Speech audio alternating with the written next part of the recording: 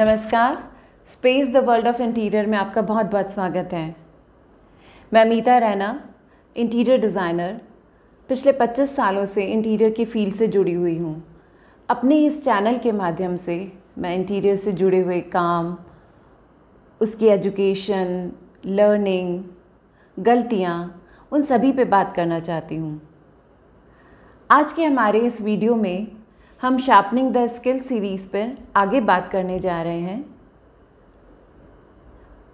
इस वीडियो के ज़रिए जो लोग हमारे चैनल से आज पहली बार जुड़ेंगे उनसे मैं ये रिक्वेस्ट करूँगी कि शार्पनिंग द स्किल सीरीज़ के पहले 2 वीडियो भी वो ज़रूर देखें। और आगे के लिए एक सूचना भी है आप सबके लिए, जल्दी ही हमारा एक वीडियो डिज़ाइन प्रिंसिपल्स पर आने वाला है, तो उसका भी इंतज़ार करिएगा। तो आज की वीडियो की हम शुरुआत करते हैं sharpening the skill with measuring tape. ये छोटा सा एक इक्विपमेंट है। Construction industry, textile industry, fashion industry, कोई भी इंडस्ट्री है, सब जगह ये काम में आता है। तो आज हम इसके बारे में क्यों बात कर रहे हैं, क्या वजह है जो मैंने इसको चुना। 3 पॉइंट्स। अगर आप स्टूडेंट हैं इंटीरियर डिज़ाइनिंग के, आर्किटेक्चर के, सिविल इंजीनियरिंग के, या आप भविष्य में इन फील्ड्स को चुनने वाले हैं, इंटरेस्ट रखते हैं। दूसरा, आप असिस्टेंट इंटीरियर डिज़ाइनर हैं, असिस्टेंट आर्किटेक्ट हैं, आप वर्क कर रहे हैं, ट्रेनिंग पर हैं। तीसरा, आप सिर्फ शौकिया तौर पर हमारे इस चैनल से जुड़े हुए हैं, इस सब्जेक्ट से प्यार करते हैं, इंटीरियर डिज़ाइनिंग के बारे में जानना चाहते हैं। इन तीनों केसेस में ये मेजरिंग टेप कैसे आपकी हेल्प कर सकता है, कैसे आपके स्किल को बढ़ा सकता है, इस पर मुझे बात करनी है। एक छोटा सा उदाहरण देना चाहती हूँ मैं। एक बार मेरे ऑफिस में एक इंटीरियर डिज़ाइनर आई थी जॉब करने के लिए। उन्होंने 2 साल की ट्रेनिंग करी थी किन्हीं और इंटीरियर डिज़ाइनर के ऑफिस में, और अब वो मेरे पास जॉब करने के लिए आई। जब उन्होंने मेरे ऑफिस को ज्वाइन किया तो उन्होंने कहा था कि उनको प्रीवियस ऑफिस में बाहर यानी साइट पे जाने का मौका नहीं मिलता था, तो वो ये चाहती थी कि अब इस ऑफिस में आकर के उनको प्रैक्टिकल नॉलेज भी मिले। उनकी जॉइनिंग का पहला दिन था, तो मैंने उन्हें कहा चलो ठीक है, आज तुम्हारा पहला दिन है और हमें एक साइट पे भी जाना है, तो आज मेजरमेंट का काम तुम करोगी। तो उसने मुझे ये जवाब दिया, मैम मुझे मेजरमेंट करना नहीं आता, मैं हमेशा ऑफिस में ही बैठ के ड्राइंग का काम करती रही हूँ, मैंने कभी ये मेजरमेंट का काम नहीं किया। कई बार ऐसा भी हुआ है, साइट इंजीनियर्स भी हैं, या हमारे ऑफिस में भी कई बार ऐसा हो पाया कि वो प्रॉपर मेजरमेंट नहीं करके लाए। अब देखिए क्यों ज़रूरी है एक सही मेजरमेंट करना हमारे लिए, आर्किटेक्ट्स के लिए, सिविल इंजीनियर्स के लिए। देखिए, हमें जब इंटीरियर का वर्क करना है तो हमें खाली प्लॉट नहीं मिलता, हमें बिल्डिंग्स मिलती हैं, नई बिल्डिंग्स मिलती हैं, पुरानी बिल्डिंग्स मिलती हैं। आर्किटेक्ट्स भी नई बिल्डिंग तो बनाते हैं, कई बार पुरानी बिल्डिंग पे भी वर्क करते हैं। ग्राउंड फ्लोर बना हुआ है, उनको फर्स्ट फ्लोर बनाना है, फिर से मकान को नया रूप देना है। सिविल इंजीनियर्स भी ये काम करते हैं। अगर हम जो बिल्डिंग बनी हुई है, जो रूम बना हुआ है, जो कमरा बना हुआ है, उसको अगर हम प्रॉपर मेजर नहीं करेंगे तो हम उस पे आगे काम कैसे करेंगे।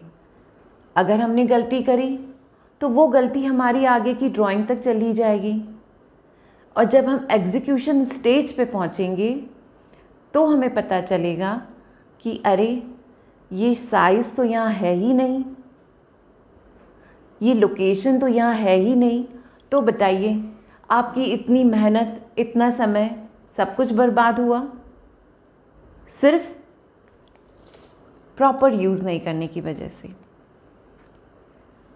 और बहुत साधारण सा ही इक्विपमेंट है, इसमें कोई बहुत टेक्निकल भी नहीं।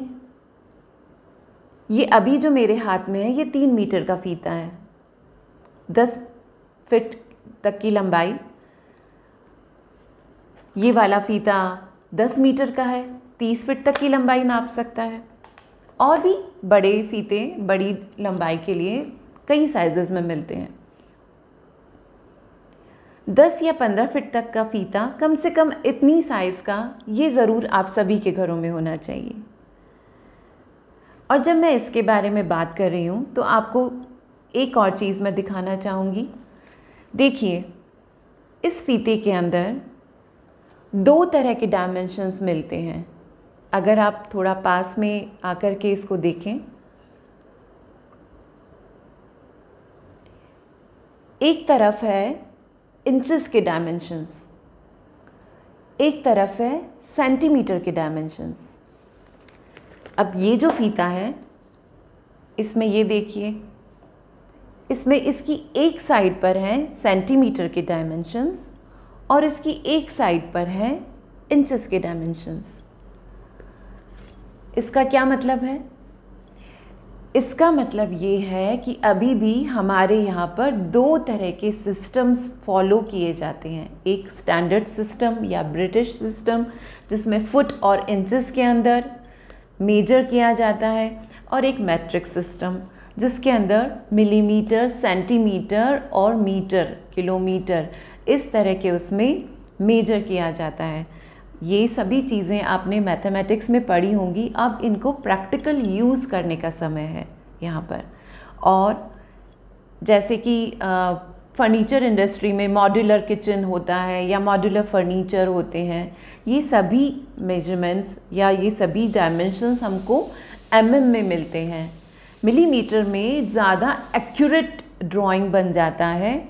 इसलिए इन सभी केसेस में जब हम फर्नीचर से या जो भी डिटेलिंग वाली बात करते हैं, वहाँ पर mm में काम होता है। कई बार हमें मिलीमीटर में पूरे आर्किटेक्ट्स के प्लान बने हुए मिलते हैं mm की ड्राइंग्स में। पर अलग अलग हमारी टीम के लोग कंफर्टेबल होते हैं कभी फुट और इंचेस में भी वर्क करने के लिए।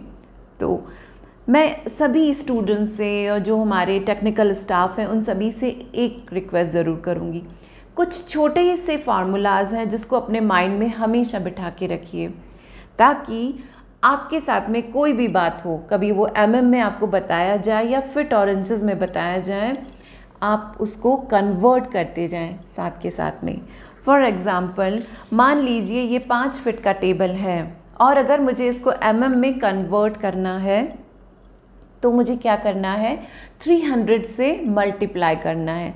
बहुत एक्यूरेट नहीं है ये, सिर्फ एक हम बोलते हैं ना, जिसे माइंड में क्लियर करने के लिए कि मैं कंफर्टेबल हूँ फुट और इंचेस में, तो या मैं कंफर्टेबल हूँ mm में, लेकिन मुझको जो मेजरमेंट मिला है वो इसमें मिला है, तो मैं एक आइडिया के लिए उसको समझ सकूँ।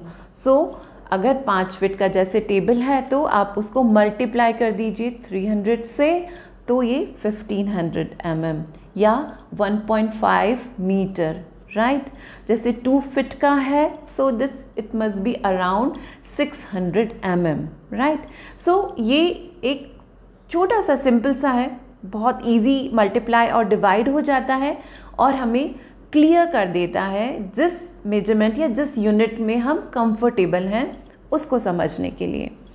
तो अब मैंने आप लोगों से कहा था कि ये 3 तरह से हम इस बारे में बात करने जा रहे हैं। पहली बात स्टूडेंट्स के लिए, जैसे कि आप अभी पढ़ रहे हैं, ये फ़ीता आपको ख़रीदना है, अपनी एक छोटी सी डायरी बनानी है और क्या करना है, अपने घर में रहते हैं जिसमें आप उस घर के सारे फर्नीचर को नाप करके लिखना है। कमरे को नापना है और फर्नीचर को नाप करके लिखना है।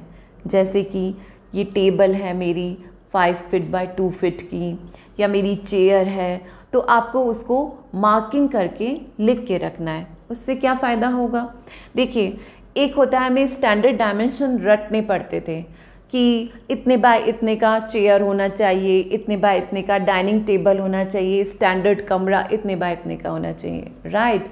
आप अपने परिवार वालों से पूछ सकते हैं आपको ये चेयर पे कंफर्टेबल है। अगर वो कहते हैं हाँ तो आप मार्क कर लीजिए उसको। एक आपको आइडिया लग जाएगा कि कंफर्ट के लिए इतने डायमेंशन पे मेरे को वर्क करना चाहिए, ठीक है। दूसरी बात, अगर आप असिस्टेंट हैं, वर्क कर रहे हैं, आपको सर ने कहा, मैम ने कहा जाओ जाके साइड पर मेजरमेंट लेके आओ। क्या करना है, देखिए छोटा सा तरीका है, सिंपल सा है, और यस सो सी ये कमरा जिसको मुझे मेजरमेंट करना है अगर, तो सबसे पहले मैं एक उसका आउटलाइन ड्रॉ कर दूंगी। ये कमरा उसका है, और हम बिल्कुल बेसिक, आप इस फील्ड से रिलेटेड नहीं हैं, आपके घर में कुछ काम चल रहा है, आपके आर्किटेक्ट और डिज़ाइनर बाहर के हैं, आपको कुछ अर्जेंसी में उनको बना के भेजना है, तो आप भी ये काम कर सकते हैं। सिंपल सा लाइन से कमरे का शेप बनाना है, ठीक है। फिर एंट्री करनी है तो रेफरेंस के साथ में एंट्री करनी है, जैसे कि ये आपका एंट्री गेट है, सो मार्क इट कि यहाँ से एंट्री हो रहा है। इसमें एक और जगह मैंने मार्क कर रखा है, सो ये मार्क कर दीजिए डोर टू बाथ। सो ये क्लियर हो जाएगा कि ये बाथरूम में जाने का डोर है। देन यहाँ पर स्लाइडर है, so note down sliders, right. अभी इस कमरे में कोई पिलर्स नहीं है, मान लीजिए होते, कहीं भी होते, फॉर एग्जांपल इस तरह का कोई पिलर होता तो just draw a simple rectangle और स्क्वायर, ताकि आपको क्लियर हो जाए कि मुझे इसको मार्क करके बताना है। अब मेजर कैसे करना है, ये एंट्री गेट मैंने मार्क कर रखा है या मैंने नाप रखा है, सो ये 42 इंचेस का है। आप जिस फीते से नाप रहे हैं, अगर आप के मेजरमेंट या सेंटीमीटर या मीटर के फीते से नाप रहे हैं तो आपको मीटर में लिखना है। अगर आप फिट और इंचेस से नाप रहे हैं तो आपको फिट और इंचेस में ही लिखना है। यहाँ ये मत करिएगा कि मीटर में नाप दिया और इंचेस या फिट में लिख दिया, ठीक है। तो मैंने इसको इंच में नापा है 42 इंचेस, ठीक। उसके बाद ये यहाँ पर 48 इंच के बाद पिलर का पोजीशन आ रहा है। ये पिलर इस दीवार से 9 इंचेस है, और इतनी बड़े उसमें तो हम पूरे फ्लोर का भी मेजरमेंट उतार सकते हैं, जिसमें खाली मैं कमरे को बता रही हूँ। हमने क्या करना है, एरो मार्क कर देना है, 9 इंचेस लिख दिया। इसके सामने की ये सरफेस 10 इंचेस की है, इसको मार्क कर दिया। ये सरफेस यहाँ पे अगेन 9 इंचेस है, ज़रूरी नहीं है, हो सकता है फ़र्क हो, टेढ़ा हो, तिरछा हो, कुछ भी हो सकता है। कंस्ट्रक्शन इंडस्ट्री में जो भी मेजरमेंट आपको मिल रहा है मौके पर ऑन साइट, वो आपको मार्क करके यहाँ पे लिख देना है। उसके बाद में अगेन ये दीवार कितनी है, यहाँ से इस दीवार के इस एज से फीता लगाया और उस पिलर के एज तक लेके गए, बस उसको मार्क करना है कि ये वाला जो मेरा दीवार है वो 60 इंचेस का है, ठीक है। तो खाली एक सीधा मार्किंग नहीं, जितने रेफरेंसेस हैं वो सब लिखने हैं। डोर इतने का है, उस डोर के बाद उस पिलर का डिस्टेंस कितने का है, पिलर का प्रोजेक्शन कितना है, पिलर के सामने का सरफेस कितना है, देन पिलर के एंड से वॉल का एंड का डिस्टेंस कितना है, राइट। अगेन इस एंड से इस एंड का दूरी मान लीजिए 72 इंचेस है, तो वो मार्क करके लिखना है। इस एंड से इस एंड तक का दूरी 72 इंचेस है। अगर यहाँ पर एक निच होता है, जिसे हमारे यहाँ पर उसको आलिया बोलते हैं, ताक बोलते हैं, नो, मान लीजिए ऐसा होता तो मुझे क्या करना था, निच को वॉल के इनर साइड में शो करना था यहाँ पर, और निच को मैं मार्क कर सकती हूँ, हाँ 6 इंचेस इसकी डेप्थ है, जो भी होगी डेप्थ माननी है। देन यहाँ पर ये निच अंदर 36 इंचेस का है, राइट। और क्या लिखना है आपको इसके साथ में, ये निच का सिल लेवल, जैसे हमारी विंडो का सिल लेवल है यानी बॉटम, वो कितना है, तो वो फ्लोर से अगर 42 इंचेस है सो मार्क कर दीजिए 42 इंचेस सिल, राइट। एंड ये विंडो नहीं है, निच है तो यहाँ पर एन या जो भी आप सिंबल उसके लिए डालना चाहें वो मार्क कर दीजिए। सेकेंड थिंग इज़ इम्पॉर्टेंट जो है लिंटल, यानी जहाँ पे डोर और विंडो ख़त्म हो जाते हैं वो लिंटल कहलाता है। तो उसी तरह से जो निच है वो भी उसी लिंटल लेवल पे ख़त्म हुआ है, सो मार्क दैट ऑल्सो। उसका भी हाइट को आपको मेजर करके रखना है और वो क्या करना है, यहाँ लिख देंगे हाइट एंड किसकी, लिंटल की, कितना है 84 इंचेस, वो आपने मार्क कर दिया। अब आपको रूम हाइट भी मार्क करके रखना है यहाँ पर। सो रूम हाइट या सीलिंग हाइट व्हाटएवर। फिर क्या करना है, उसको डोर तक आपने मार्क कर रखा है 84 इंचेस है, अब डोर से ऊपर का मार्क कर दीजिए। और देखिए यहाँ पर एक बीम भी शो हो रहा है ना। अब ये जो बीम है इसको मैं कैसे शो करूँगी, देखिए यहाँ पे हम ऐसी चीज़ें जो हमारे सर के ऊपर से निकल जाती हैं उसको हम डॉटेड लाइन में शो करते हैं बीम्स वगैरह के लिए। So make a dotted line, ठीक है। डॉटेड लाइन, ये बीम जो है वॉल से कितना 6 इंचेस प्रोजेक्शन पे है। लटक यानी ये कितना नीचे है, यहाँ पर मैंने मार्क कर दिया 18 इंचेस डाउन, ये सीलिंग से 18 इंच नीचे की तरफ है। ये सारी छोटी छोटी बातें जो आप रेफरेंस के लिए लिख देते हैं वो जैसे ही ड्राइंग करने वाले को मिलता है उसको क्लियर हो जाता है कि ये 6 इंच का बीम है, 18 इंची लटक पे है, उसके बाद में दीवार है, दरवाजे का हाइट इतना है। सेम वेज में उस तरफ की वो दीवार अगर आपको एक बार हम लोग दिखाएं तो ये क्या बता रहा है कि दीवार के बीच में एक दरवाज़ा है। सो मैं उसको कैसे मार्क करूँगी, सो मैं इसको कैसे मार्क करूँगी, ये डोर के बाद जो स्पेस है उसको मैंने लिया फ्रेम के बाद में, ठीक है। जो आपका फ्रेम का विड्थ है उसको उसके बाद में आपको जो है मार्क करके लिखना है। सो मेरा इस फ्रेम के ख़त्म होने के बाद में और डोर का फ्रेम शुरू होने तक के बीच में जो दूरी है वो है 66 इंचेस, नाप के मैंने लिख दी। ये दरवाज़ा फ्रेम कितना है 33 इंचेस, वो भी मार्क के लिख लिया।